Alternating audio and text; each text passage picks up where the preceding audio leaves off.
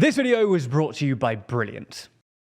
Norwegian politics has long been dominated by two main parties, the centre-left Labour Party and the centre-right Conservatives. But the latest opinion polls seem to paint a different picture. According to Politico's poll of polls aggregator, support for the right-wing Progress Party is surging, while the two main parties continue to decline.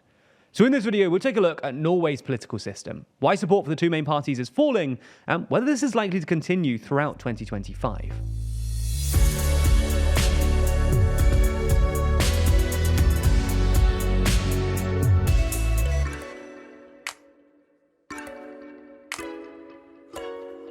Never miss an episode and always feel in the loop by subscribing and ringing the bell. First though, let's start by explaining Norway's political system.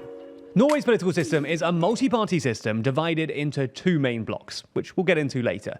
And proportional representation is then used to elect the 169 members of parliament, the Stortinget. Now, those two things combined normally leads to coalition governments. To be specific, before national elections, political parties nominate a list of candidates at membership meetings in each of Norway's electoral counties, or fylke. Each fylke elects a number of parliamentary representatives, with the exact number determined by the fylke's geographical area and population. Interestingly, this calculation is made by giving 1 point per inhabitant and 1.8 points per square kilometre, which means that the vote in a sparsely populated rural area counts more than a vote in a densely populated urban area. Proponents of this weighting argue that it's a good thing for areas further from the central administration to have more representation, while critics say it's unfair to effectively give rural voters more electoral sway. Anyway, once the votes are counted, seats are then allocated based on the party's vote share. We should also explain one other peculiarity of Scandinavian politics, which is the two-block system. And this system is unique to Norway, Sweden and Denmark, and combines the direct accountability of a two-party system with the plurality of a multi-party system. What this means is that political parties are split into a left-wing, red bloc containing the Social Democrats, Socialists and Greens, and a right-wing, blue bloc containing the Liberals, Neoliberals and Conservatives. But the other thing you need to know about Norwegian politics is that it's long been dominated by the Labour Party. Labour held an absolute majority from 1945 to 1961, and then for the rest of the 20th century, Norway was governed by alternating bloc coalitions led by the two biggest parties, Labour and the Conservatives. In 2001, Labour suffered its worst post-war election result and was replaced by a Conservative-led right-wing government, before Labour returned to power from 2005 to 2013. From 2013 to 2021, Norway had a Conservative Progressive Party coalition, but Labour were back into power again with a minority government in 2021. However, over the past decade, Labour's rating in the national polls has steadily fallen, from a peak of around 40% in 2015 to just 17% now.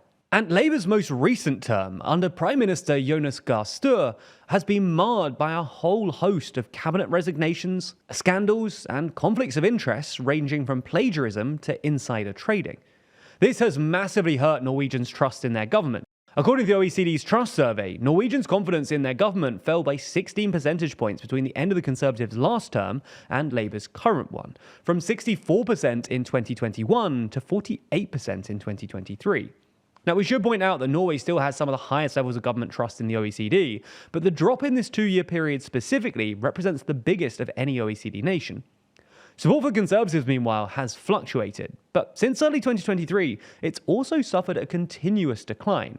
This is largely because right-wing voters are instead switching to the Progress Party, whose current leader, Sylvi Listhaug, is a more popular and fresher face than the Conservatives' current leader, former Prime Minister Erna Solberg. Again, looking at the opinion polls, the Progress Party is really surging. In the past 6 months, the party has climbed 10 percentage points, from 16 to 26%, where it's currently at least 5 points ahead of the Conservatives and nearly 10 points ahead of Labour. Now, we actually made a video on the Progress Party a couple of months ago, so we won't go into too much detail here. But as a quick reminder, the party was founded in 1973 by the Libertarians, but swung further to the right in the 1980s under its longtime leader, Carl Hagen. At a rally in 1987, Hagen read out a now infamous fake letter, known as the Mustafa letter, purportedly addressed to him by a Muslim immigrant, and said that asylum seekers are on their way to take over our fatherland. By the 1990s, the Progress Party had ridden its anti-immigration platform into the mainstream, joining several coalition governments with the Conservatives and regularly performing well in local and mayoral elections. It also did well at several national elections, emerging in the 1997, 2005 and 2009 parliamentary elections as the second largest party in Norway behind Labour. Currently, it looks like the Progress Party is benefiting from a growing fatigue with both of Norway's mainstream parties. What's also helped, though, is Norway's recent windfall of oil and gas revenues, since Norway overtook Russia as Europe's biggest supplier of natural gas in 2022. To put a number on it, Norway's estimated oil and gas earnings increased by $170 billion compared to before the Russia-Ukraine war. This has worked in the Progress Party's favour, as the party has long championed oil and gas exploration, arguing that more of Norway's $1.8 trillion sovereign wealth fund ought to be invested in infrastructure. Simultaneously, though, it's been a source of disunity for the Labour coalition, which has disagreed over what to do with Norway's immense oil and gas reserves. So now we've covered all the politics. Is this trend likely to continue?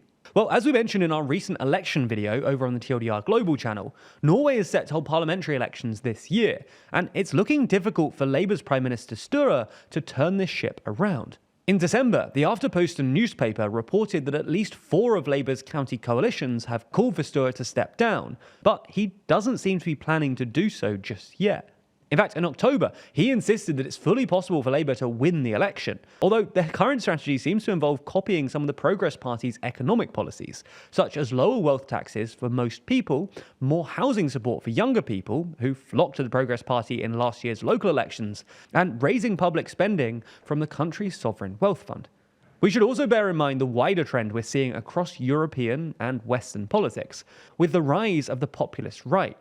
While Norway's Progress Party has long been integrated into the mainstream, unlike other more socially right-wing parties in Europe, it's still likely to benefit from this apparent shift away from establishment parties. In summary then, it looks like Norway will elect a right-wing government this year. The big question, though, is whether this time round the Conservatives will be the junior partner to a Progress Party-led coalition. There's a lot of difficult decisions necessary here, and making huge decisions, especially quickly, is difficult, even for world leaders. The good thing is that Brilliant is where you learn by doing, with thousands of interactive lessons in maths, data, programming, and AI. Their interactive classes can help build your critical thinking skills through problem solving, not memorizing. So while you're building real knowledge on specific topics, you'll also be becoming a better thinker. For instance, their Predicting with Probability course can help you better understand and assess the world around you. You can learn to wrangle massive data sets, compare distributions, and master fundamental concepts like Bayes' theorem. Now that might sound a little technical, but with their active learning, you'll learn this by answering questions like, which airline is most likely to have a delay due to weather? And how much more unruly have airline passengers gotten since the pandemic? Data skills are absolutely necessary for navigating our modern world, and Brilliant is the best way to get them. So try everything that Brilliant has to offer for free for a full 30 days by visiting brilliant.org/TLDR, or by clicking the link in the description. And by doing so, you'll also get 20% off an annual premium subscription.